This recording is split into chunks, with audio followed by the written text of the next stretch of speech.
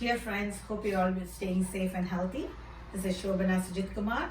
Once again, welcome to Shobana's Cooking Corner.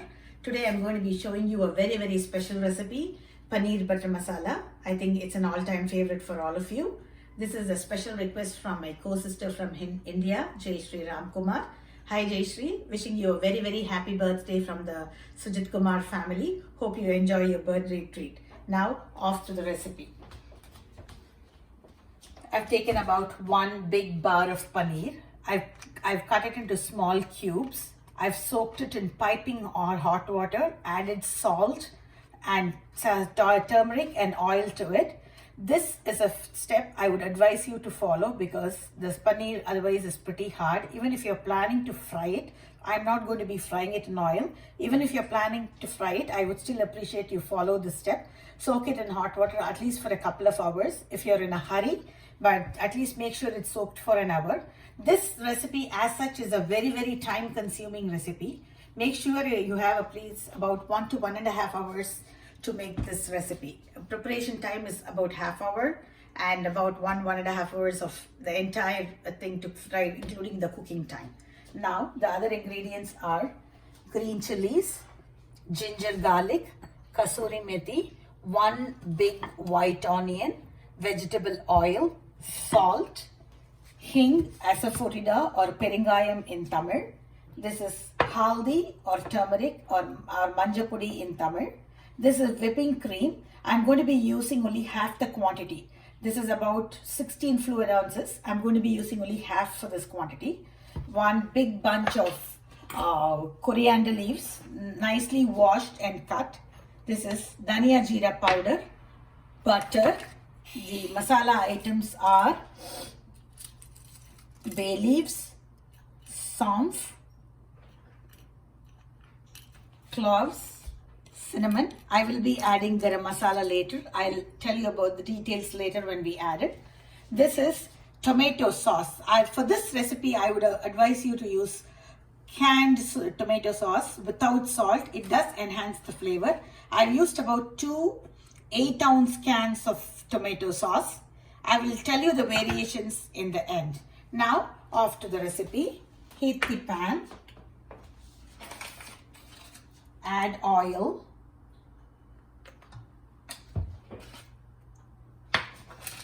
And a tablespoon of butter. If you want to make it only in butter, make sure you add the masala as soon as the butter melts. Don't allow it to become ghee, it will ruin the taste. But this mix definitely gives a good flavor. But if you really want a real fatty recipe, it's perfectly fine if you want to use only butter.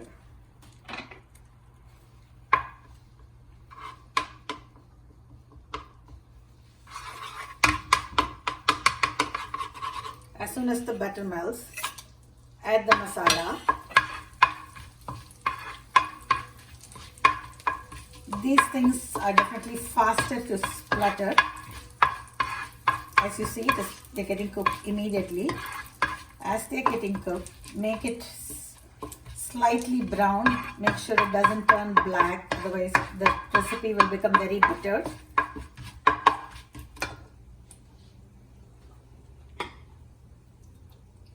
Add 1 big onion. For this recipe, the best tasting onion is white. If you still want to use red or yellow, that's fine. But definitely white gives a great flavor. Put it on medium flame. This is going to take about 3 to 5 minutes to cook.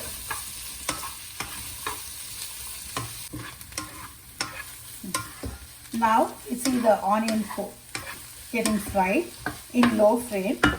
At this stage, add all the coriander. Coriander has to be added while cooking the onion. If you forget to add, please don't add it at the end because it will change the flavor. When you add coriander,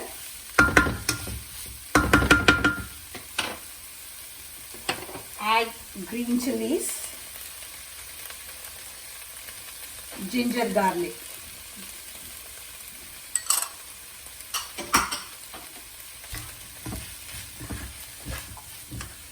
Give it a nice stir.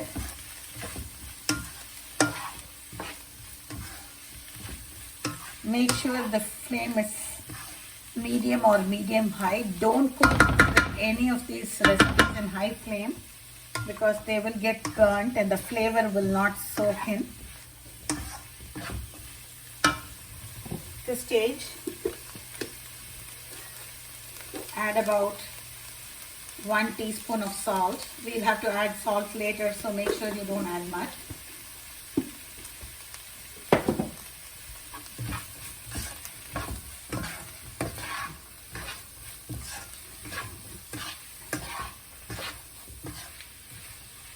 Now make a small hole.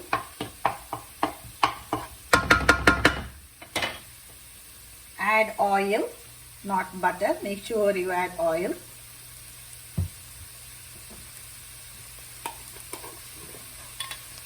The oil will become hot immediately, so no worries. Half a teaspoon of turmeric.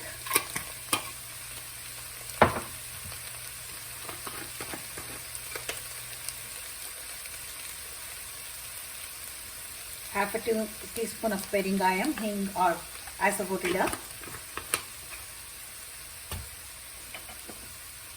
Mix this together. You can add little bit of oil.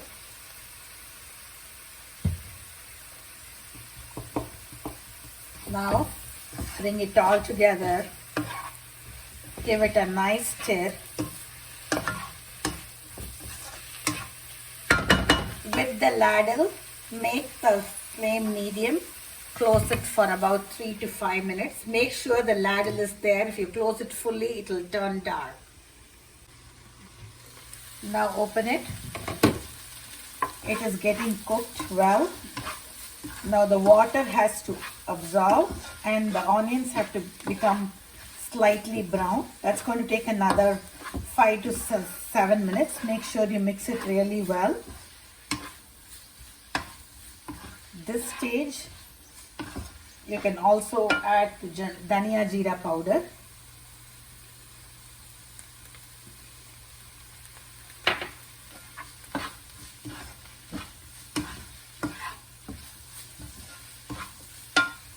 Red chili powder.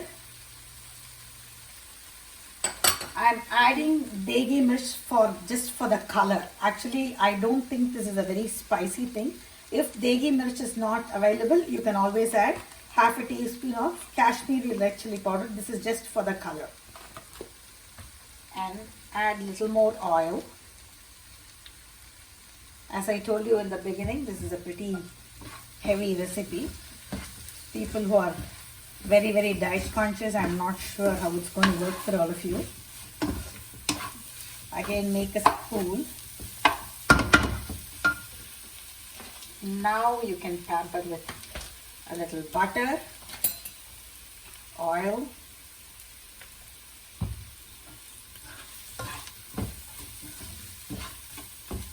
you don't have to close the pan anymore. It has to be fried in medium flame for at least 7 to 10 minutes. Now the onions are all nicely fried along with the other masalas. It's giving a very good flavor. This stage, add the 2 cans of tomato sauce.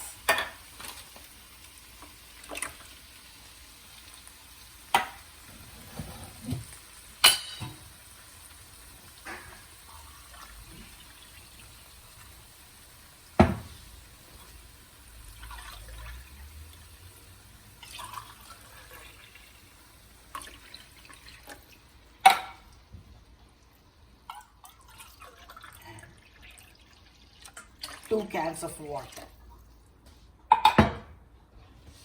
Mix it well.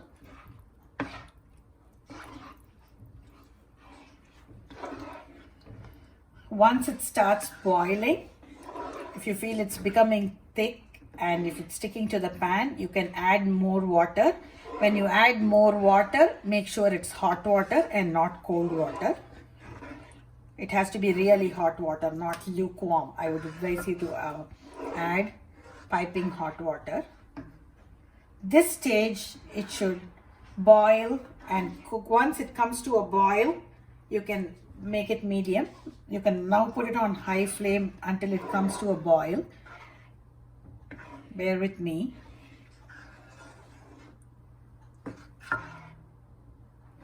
But the gravy is really thick and it's not yet started boiling. At this stage, I can definitely add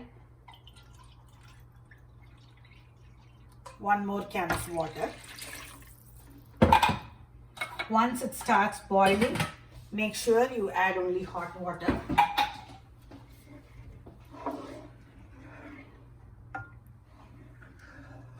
This stage is very important because this is when we get to experience the maximum aroma and the flavor of the gravy before we add the paneer.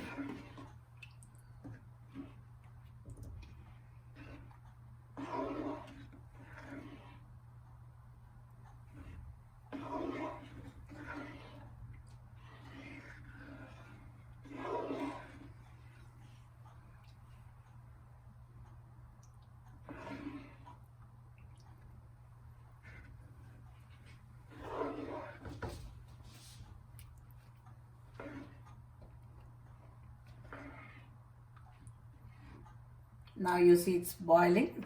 Once it has to come to a complete boil, you see the water, the fumes coming on top. It is boiling.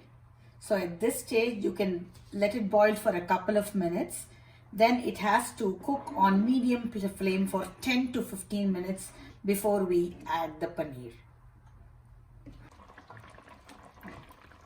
Now the tomato gravy has really cooked very well. This stage, you need to add the paneer.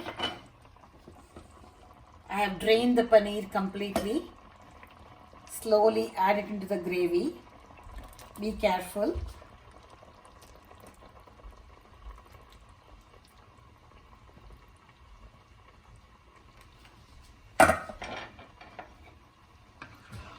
Give it a nice mix.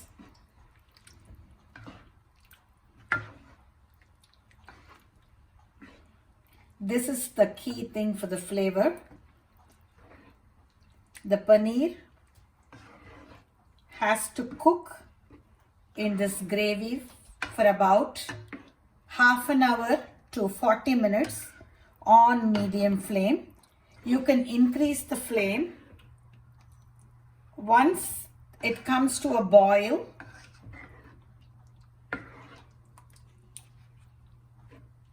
Then you can bring it to medium. If you feel the gravy is becoming very thick and sticking to the pan, you can add hot water, as I just told you a while ago. While this is just getting ready to boil, we can keep the kasuri methi ready to add it at the end. You have to dry fry the kasuri methi.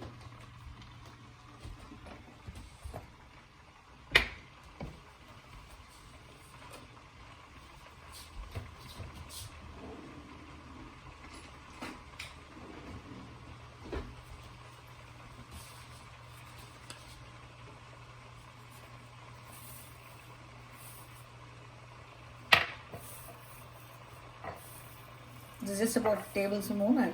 I'm just crushing it in advance before putting it on the pan. You can also do it the other way around, it doesn't matter. But don't add too much of this. Maximum you can add is about a teaspoon. Even less is good because it will give a bitter taste. The pan is hot. I've added kasuri methi.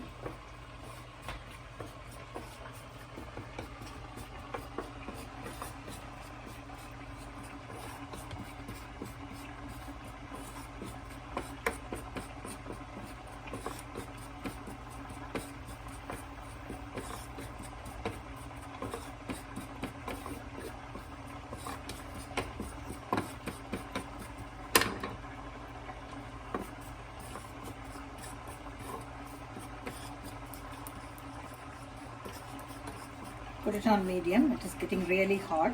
It shouldn't turn black. Then it will ruin the taste as it will become bitter. As such, this has a natural bitter taste in it. You can even switch off the stove. It will get crisp on its own, but you can't leave it there for too long. Meanwhile, you see the paneer boiling very well. Give it a nice mix. You see it's all coming together nicely. Now put it on medium and make sure it boils for about half an hour to 40 minutes. No need to close the lid. It can stay open. Now the kasuri methi is also ready.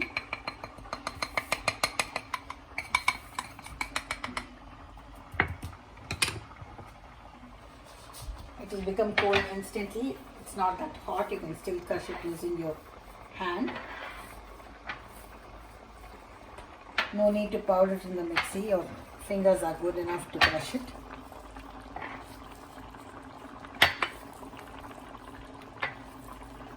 But the frying is mandatory. Otherwise, definitely it will become very bitter if you add it raw. Use only kasuri methi, not fresh fenugreek leaves or methi powder. Now you see the paneer is really nicely boiling and giving a good flavor. This stage, make sure it cooks really well for a good 30 minutes. If you have extra time, more the better, but 30 minutes is mandatory for this quantity.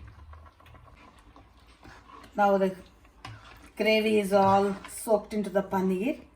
They've all blended very well and it's smelling really nice. This stage, add salt. We added a spoon along with the onion. Now we're just adding another one spoon or a little more. I prefer to add it at the end because as the gravy boils and becomes smaller in quantity, if you add salt in the beginning, it could become very salty. It is always best to add this at this stage and give it a nice mix. And it has to be in medium flame all the time. And add the kasuri methi powder, which we had already fried and crushed and kept it ready.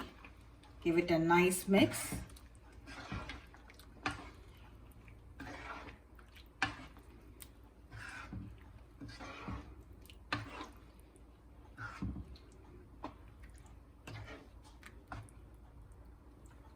Next we'll be having garam masala. Heat the pan. This stage is optional, but it does enhance the flavor. If you want to add garam masala, you can add. Otherwise, you can just leave it because we did add some spices in the beginning. If you want to more flavoring, you can add this. But either way, it doesn't make a difference. This is an optional step, but it does add to the flavor. Now, let's add a tablespoon of butter.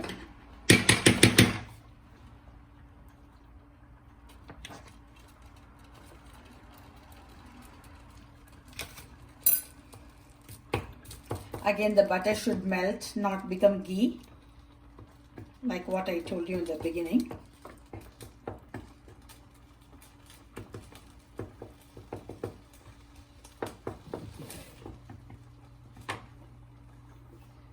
I'm adding just about 1 tablespoon of garam masala. You can also add kitchen king masala. And I also see there is a masala available especially for paneer in the store, but that does give a pungent taste, but just stick to regular garam masala or kitchen king masala. You see the garam masala coming up nicely. You see the froth coming up. This is the stage when you switch off the stove and add it to the gravy. Give it a nice mix. Gentle mix.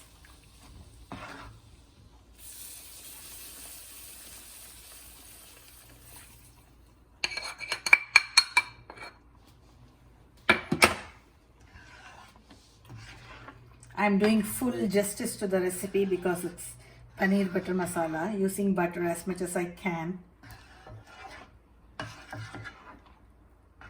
Now comes the last step, but the major step where you have to be very, very careful. The cream is at room temperature. I did show you the cream in the beginning. I've used just half the quantity. Pour it into a vessel.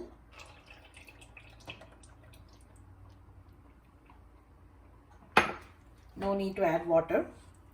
Take about a ladle. Put it in the cream and give it a quick stir so that the temperature when you fold it in is the same. Give it a quick mix, otherwise it will curdle. At this stage, switch off the stove and move the move it away from the stove.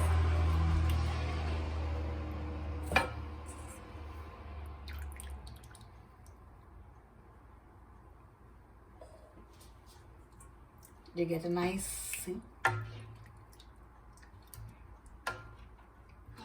This gravy is excellent for chapatis,